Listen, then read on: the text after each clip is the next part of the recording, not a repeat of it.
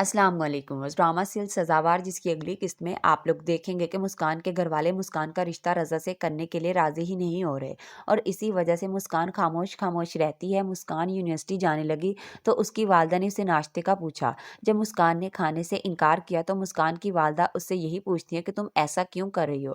تو مسکان اپنی والدہ سے اونچی آواز میں بات کرتی ہے، ان سے بدتمیزی کرتی ہے، جس پر مسکان کی والدہ نے اس کے منہ پر زور سے تھپڑ مار دیا، جس کے بعد مسکان روتے ہوئے اپنے کمرے میں چلی جاتی ہے اور یونیورسٹی نہیں جائے گی۔ ادھر رضا مسکان کی یونیورسٹی کے باہر کھڑا مسکان کا انتظار کر رہا تھا، لیکن جب اسے یہ پتا چلا کہ مسکان یونیورسٹی نہیں آئی تو وہ شاید مسکان کے گھر جائے گا۔ وہاں جا کر دیکھتا ہے تو مدیحہ وہاں پہلے ہی موجود تھی۔ وہ مسکان سے معافی مانگنے آئی تھی اور اس سے یہی کہتی ہے کہ جو انسان اپنی غلطی کو مان لے اور اس پر شرمندہ بھی ہو تو اسے معاف کر دینا چاہیے نا، اور مسکان کی والدہ سے بھی ریکویسٹ کرے گی کہ پلیز آپ اس رشتے کے لیے مان جائیں۔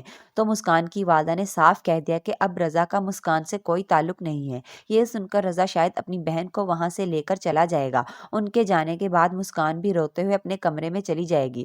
رات کو شاید مسکان کچن میں چائے بنانے جائے گی اور وہ رضا کے خیالوں میں گم ہوگی، جس وجہ سے اس کے ساتھ کوئی چھوٹا موٹا حادثہ ہوگا اور اسی حادثے کے بعد ہی مسکان کے گھر والے اپنی ضد چھوڑ کر اس کا رشتہ رضا سے کرنے کے لیے راضی ہوں گے۔